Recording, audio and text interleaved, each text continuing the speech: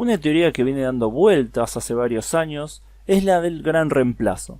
Esta teoría también ganó cierto peso en el discurso público en algunos países y fue tomada en parte por varias figuras políticas. Fue desarrollada por el autor francés René Camus, inicialmente en su libro de 2010 titulado L'Abécédaire de l'innocence, y el año siguiente en su libro Le Grand Remplacement.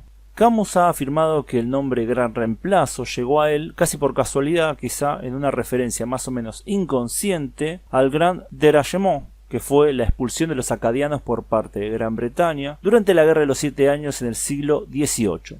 Al comentar sobre el nombre, también ha declarado que su teoría era la implementación en la vida real de lo que dijo Bertolt Brecht, de que lo más fácil para un gobierno era cambiar a la gente una vez que esa gente haya perdido la confianza de ese gobierno. En la teoría de Camus, el pueblo indígena francés, los reemplazados, entre comillas, se describe como demográficamente reemplazado por pueblos no europeos, principalmente provenientes de África o Medio Oriente, en un proceso de inmigración de poblamiento fomentado por un poder reemplazante. Entonces, ¿es cierta esta teoría? ¿Están siendo los franceses y más ampliamente los europeos reemplazados?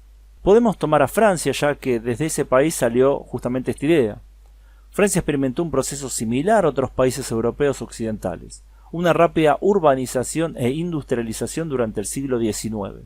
Hay que decir que la revolución industrial llegó tarde a Francia. Fue bajo el Segundo Imperio, entre el 1851 y 1870, cuando realmente tomó fuerza. La ralentización del crecimiento de la población francesa desde el siglo XVIII y esta nueva necesidad de mano de obra favorecieron la inmigración de trabajadores de los países vecinos. Este fue el comienzo de la primera ola de inmigración a Francia.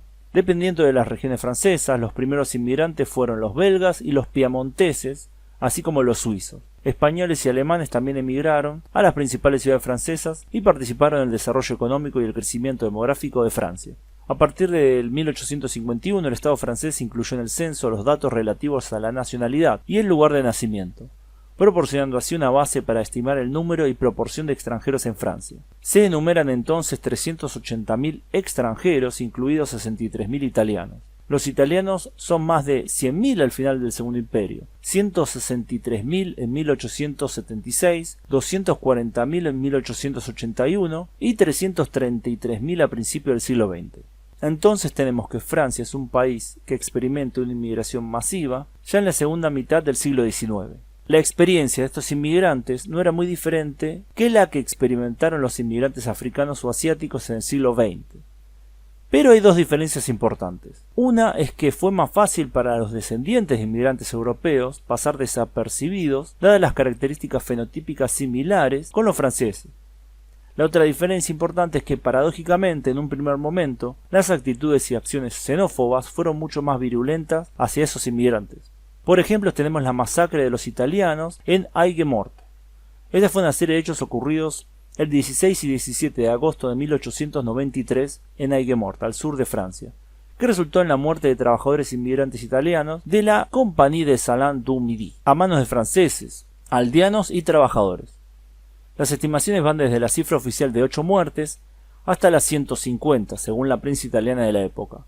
Los muertos fueron víctimas de linchamientos, palizas, ahogamientos y disparos de fusil. La masacre no fue el primer ataque de los trabajadores franceses contra los trabajadores inmigrantes italianos pobres que trabajaban por salarios menores que los franceses. Cuando la noticia llegó a Italia, estallaron disturbios antifranceses en el país. El caso fue también uno de los mayores escándalos legales de la época, ya que nunca se llegó a dictar condenas a los perpetradores. Pero ¿por qué pese a estos incidentes las autoridades francesas seguían promoviendo la inmigración?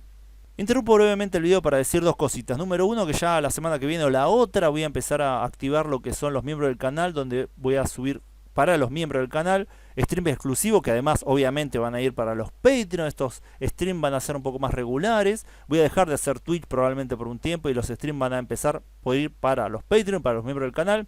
Y después, pasado un par de meses, los voy a subir para el público en general. Y número dos, que vayan al blog Hiperfuentes, donde bueno, hay artículos muy buenos en geopolítica, cultura y demás. Y bueno, van a seguir habiendo nuevos artículos, así que les recomiendo que lo guarden, esa dirección para entrar. Va a haber más artículos, más cosas interesantes. Así que continúa el video. Por la misma razón que la siguieron promoviendo después. Francia vivía ya en esa época un cambio demográfico que ponía en entredicho el crecimiento económico y la fuerza militar de ese país. Se necesitaba un crecimiento constante de la población para hacer frente a eso. En 1911, por ejemplo, París ya tenía 200.000 extranjeros, es decir, el 7% de su población, y todos los países de Europa estaban representados. Luego de la Primera Guerra Mundial, la inmigración masiva hacia Francia continuó. Las pérdidas humanas de la guerra, los imperativos de reconstrucción y el gran desarrollo de la metalurgia, la química y la electricidad crearon una importante necesidad de mano de obra que provocó un aumento de la inmigración. Los recién llegados eran en su mayoría italianos, además de polacos y checoslovacos. Además, ciertas partes de inmigración estuvo compuesto por refugiados políticos, sean rusos, armenios, alemanes, españoles u otros. El Estado francés delegó gran parte de la gestión de las poblaciones inmigrantes en las organizaciones empresariales, en particular en la Société Générale d'Immigration, creada en 1924 por organizaciones empresariales especializadas y albergada por el Comité de Ulier, bajo la dirección de Henri de Pecherinhof de Fontanelle. En la década de 1920 son los patrones de las fábricas quienes organizan, por ejemplo, los trenes que traen a miles de polacos a Francia. Estos hábitos continuaron hasta que el gobierno decidió cerrar las fronteras e implementar una política de reunificación familiar a principios de los años 70. Lo que sucede después de la Segunda Guerra Mundial es conocido. A Francia comienzan a llegar inmigrantes masivamente del norte de África y otras partes del mundo. Volviendo a la premisa del autor original de la idea, tenemos que él mismo se dio cuenta que este fenómeno estaba íntimamente ligado al desarrollo natural del sistema. Según Camus, el gran reemplazo se ha nutrido de la industrialización, la desespiritualización y la desculturación. La sociedad materialista y el globalismo han creado un humano reemplazable, sin ninguna especificidad nacional, étnica o cultural, lo que denomina reemplazo global. Camus afirma que el gran reemplazo no necesita una definición, ya que el término no es, en su opinión, un concepto, sino un fenómeno. Si tomáramos estas definiciones que da el mismo autor, entonces sí la idea del gran reemplazo parece ser algo cierto. El giro nacionalista, étnico y más específicamente racial que le da, es lo que podríamos señalar como erróneo. Este gran reemplazo en Francia viene sucediendo desde que ese país se desarrolló. Primero con otros europeos, y luego con gente de orígenes más distantes. Así que si fuéramos a fondo con esta visión, entonces deberíamos decir que este gran reemplazo ya sucedió.